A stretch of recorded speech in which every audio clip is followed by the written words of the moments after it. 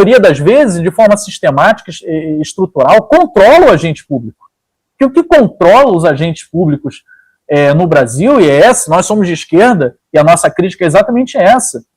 A Globo não está atacando o governo, atacando o judiciário, atacando o legislativo, porque ela é uma bastiã da defesa da democracia, das liberdades. Ela o faz, como ficou claro durante o golpismo da Lava Jato, ela o faz perseguindo seus próprios interesses, os interesses daqueles que a financiam, dos seus sócios majoritários.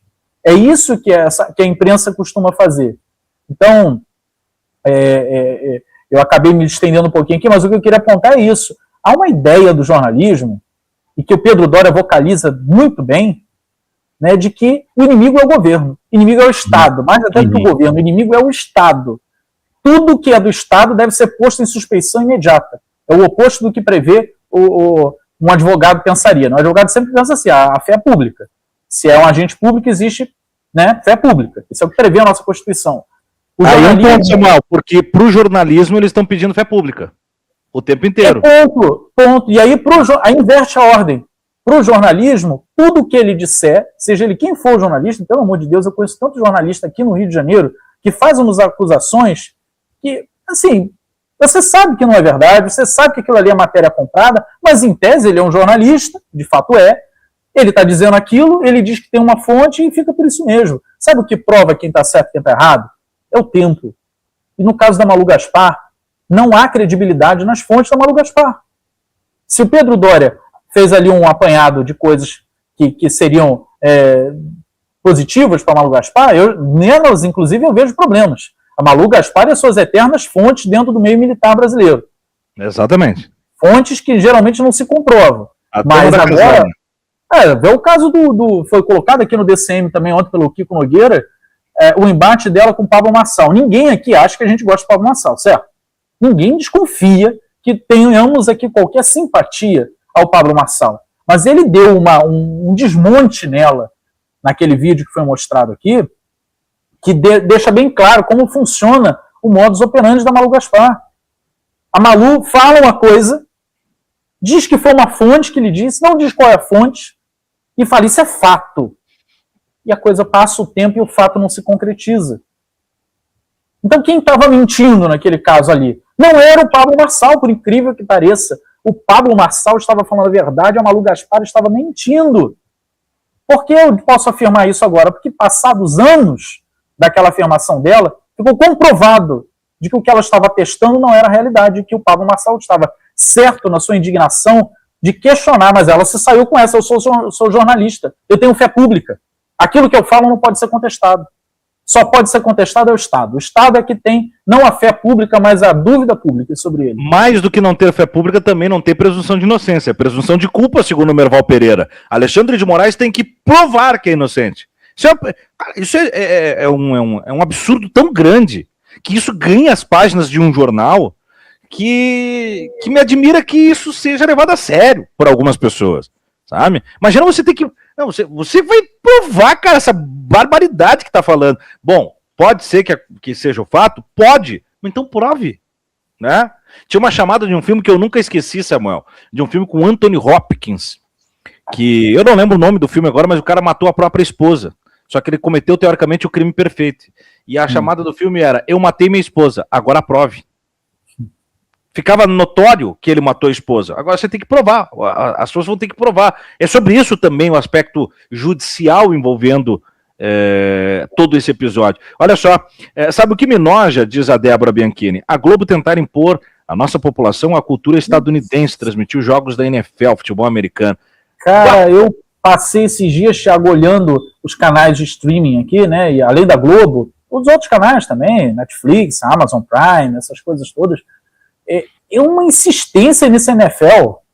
NFL de Natal, a programação de Natal dos streamings foi vender pra gente jogo de futebol, que até o Trump reconhece que não tem que ser chamado de futebol. Olha, o Trump está dizendo, não faz sentido chamar essa porcaria de futebol. Ele não falou porcaria, né? Não faz sentido chamar de futebol. Não é futebol, é outra coisa. Mas, vai lá, deixa a minha implicância com o esporte de lado. Eles estão tentando empurrar isso goela abaixo pela força do dinheiro. Porque é isso, depois de você ficar passando isso durante 1 ano, 2 anos, 3 anos na TV com traço de audiência, vai começar a ter audiência. É assim que se cria gostos, né? É assim que a Nestlé fez durante muito tempo, é assim que todas as grandes marcas impõem a sua forma de ver o mundo. Elas insistem, girando em prejuízo durante muito tempo, até que aquilo se torne parte da paisagem e as pessoas comecem a gostar. Elas nem sabem por que elas começaram a gostar. Elas começaram a gostar porque só tinha aquilo ali aparecendo o tempo todo. Exatamente. Pô, mas isso aí, muito bem lembrado aí por quem colocou, isso me irritou profundamente. Mas a mim também. Você sabe que eu tinha um estagiário dessa geração de Enzos, quando eu trabalhava em rádio esportiva, eu trabalhava numa rádio aqui no Rio Grande do Sul, que era a Rádio Grenal, 24 horas de futebol. E o menino dizia, hoje é um grande comentarista, mas na época era meninão, assim, que ele era torcedor do Manchester United. Ele não torcia nem para Inter, nem para Grêmio, nem para nada, era Manchester United. Até que um dia eu me irritei e perguntei, digo, olha só, me diz como é que é a sensação de torcer no Old Trafford lotado, como é que é estar lá no meio da torcida?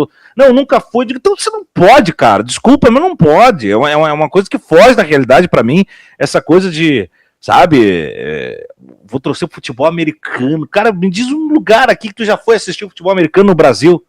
E como que é o gosto de você zoar um torcedor do Chelsea no dia seguinte? Exato. Foi pro boteco e chegou ali, e o teu Chelsea, hein? Cara, isso é uma doideira, cara, uma doideira, assim. Mas tem explicação. Mas isso aí foi muito anos 2010 ali.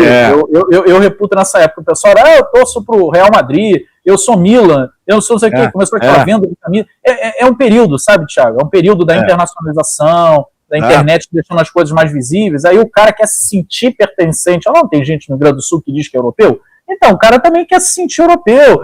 Mais europeu do que ter um time europeu, né? Pô. Não, mas é muito doido, cara. Por isso que eu digo, eu torço assim, ó, nesse sentido, olha, esse sentido é soberania total. Eu torço quando eu vejo os times tradicionais, tipo o Remo, voltando para a Série A, que mobiliza massa, e isso parece bobagem que a gente tá falando, mas eu vou pegar um gancho, tá? Que foi a imbecil, porque ela consegue ser mais imbecil que o marido, tá? A Rosângela Moro, atacando a decisão... a lei agora que precisa os cinemas ter filmes nacionais, né? E ela fez um comentário: é preciso gostar do filme, foi o comentário dela. Quer dizer que também será preciso gostar do filme? Eu digo, porra, tu não entende o básico de fomento de uma indústria nacional. Aí essa gente se vende como nacionalista, essa gente se vende como Brasil acima de tudo. Nós estamos mergulhados num mercado, e é um mercado que eu trabalho, eu atuo no mercado cinematográfico. Tem gente a rodo, e nós estamos soterrados por filmeco norte-americano, cara, que ganham a vitrine, e uns puta filme brasileiro ficam atirados num streaming que ninguém vai assistir. Digo, tem que vir o governo sim, tem que garantir sim, Samuel, isso é sobre soberania, é sobre valorizar a indústria nacional.